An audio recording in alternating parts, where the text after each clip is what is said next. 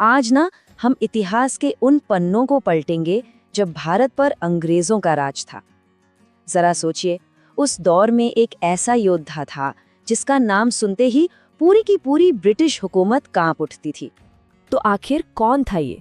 कौन था वो शख्स जो अंग्रेजों के भारत को लूटने की हर कोशिश पर पानी फेर रहा था? एक ऐसा रहस्यमय इंसान जो जंगलों का राजा था और गरीबों का सबसे बड़ा सहारा।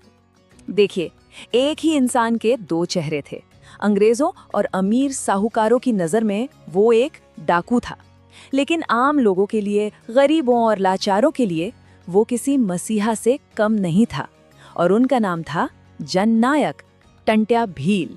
चलिए इस कहानी को जरा शुरू से समझते हैं। टंट्या भील का जन्म हुआ था साल 1842 में मध्य प्रदेश के खंडवा में। वो उस बहादुर भील जनजाति से थे जिनकी दिलेरी के किस्से दूर दूर तक मशहूर थे। भील जनजाति की खासियत क्या थी पता है?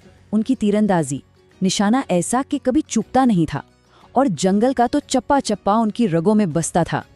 यही सारे गुण टंट्या को विरासत में मिले थे, और इसी ने उन्हें अंग्रेजों का सबसे बड़ा दुश्मन बना दिया।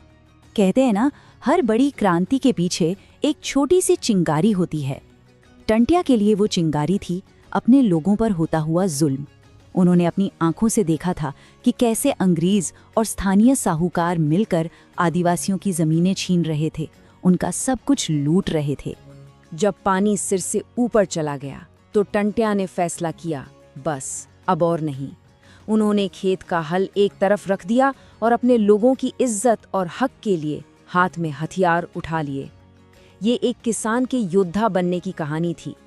अब देखिए, टंट्या का लड़ने का तरीका भी बड़ा गजब का था। वो सीधा अंग्रेजी हुकूमत के लाइफलाइन, मतलब उनके खजाने से लदी ट्रेनों पर धावा बोलते थे। ये सिर्फ कोई लूट नहीं थी, ये अंग्रेजी सल्तनत के मुंह पर एक तमाचा था। उनका सबसे बड़ा हथियार गुरिल्ला वॉरफेयर, मतलब पलक झपकते ही हमला करो और घने जंगलों में ऐसे गायब हो जाओ जैसे कभी थे ही नहीं।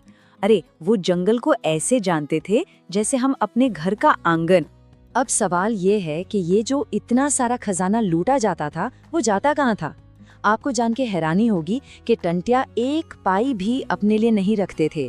सारा का सारा पैसा गरीबों में बट जाता था। किसी गरीब की बेटी की शादी करानी हो, किसी भूखे को खाना खिलाना हो, या किसी डूबे हुए किसान का कर्ज चुकाना हो।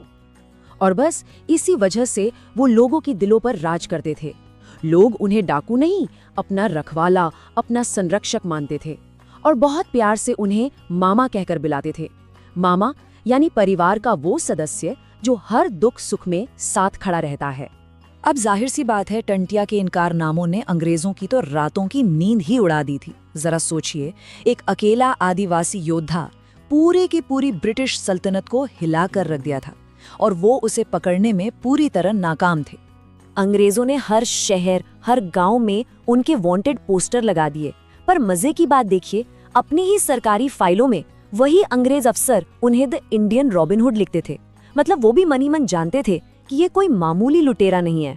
और ये कोई 1-2 साल की बात नहीं थी, पूरे 12 साल तक टंट्या अंग्रेजों को छकाते रहे। हालत इतनी खराब हो गई थी कि उन्हें पकड़ने के लिए एक स्पेशल पुलिस फोर्स बनानी पड़ी। नाम रखा टंट्या पुलिस। लेकिन हुआ क्या, वो भी फेल हो गई। लेकिन इतनी बहादुरी और इतनी चालाकी के बाद भी टंट्या की कहानी में एक बहुत दुखद मोड़ आया। उनका अंत दुश्मन की गोली से नहीं, बल्कि किसी अपने के धोखे से हुआ। और धोखा मिला भी तो किस दिन? रक्षा बंधन के दिन, भाई बहन के विश्वास का सबसे बड़ा दिन।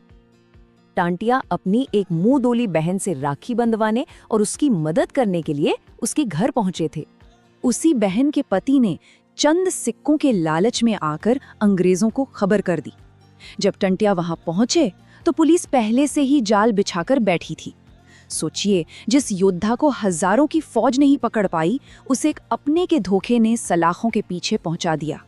गिरफ्तारी हुई और यहाँ से टंट्या के जीवन का आखिरी हिस्सा शुरू होता है। लेकिन कहानी यहाँ खत्म नहीं होती, बल्कि यहीं से तो उनकी अमर गाथा की असली शुरुआत होती है। अंग्रेजी हुकूमत ने दिखावे का मुकदमा चलाया और 4 दिसंबर 1889 को उन्हें फांसी दे दी। उन्हें लगा कि एक विद्रोही को खत्म कर दिया, एक आवाज को हमेशा के लिए खामोश कर दिया। लेकिन वो बहुत बड़ी भूल कर रहे थे। टंट्या भील का शरीर खत्म हुआ था, उनकी सोच नहीं। वो एक इंसान से कहीं बढ़कर एक विचार बन गए, एक क्रांति की मशाल बन गए जो आज भी जल रही है। और उनकी विरासत आज भी जिंदा है। इसका जीता जागता सबूत है मध्य प्रदेश का पाताल पानी रेलवे स्टेशन। वहां आज भी हर एक ट्रेन कुछ सेकंड के लिए रुकती है टंट्या मामा को सलामी देने के लिए। ये कोई सरकारी नियम नहीं है, ये सम्मान है।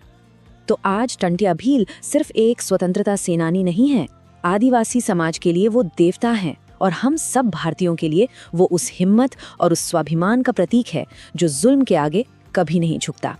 टंट्या भील की ये कहानी हमें एक सवाल के साथ छोड़ जाती है। हमारे अपने इतिहास में ऐसे और कितने नायक और नायिकाएं हैं जिनकी कहानियों को जानबूझकर हमसे छुपाया गया? सोचिएगा और उन्हें जानने की कोशिश जरूर कीजिएगा।